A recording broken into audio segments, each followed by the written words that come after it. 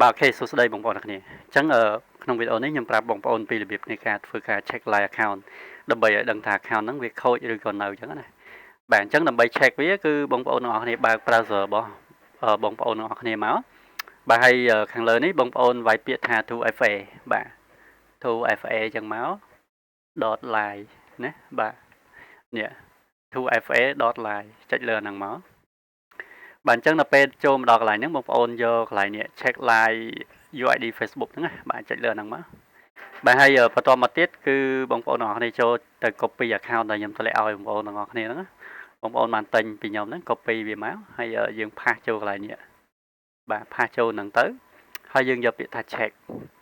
បាទអញ្ចឹងដល់ពេលដែលចុច check ទៅគឺវា load នេះ UID live បាទអញ្ចឹងមានន័យថា account ទាំងអស់ហ្នឹងគឺវានៅ live ទាំងអស់អញ្ចឹងណាបងប្អូនទាំងអស់គ្នាឃើញហើយ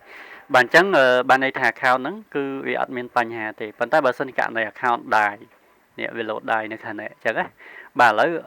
មានតែប៉ុណ្្នឹងទេវីដេអូមានតែប៉ុណ្្នឹងទេណាបាទបងប្អូនធ្វើតាមខ្ញុំទៅគឺប៉ុណ្្នឹងបានហើយ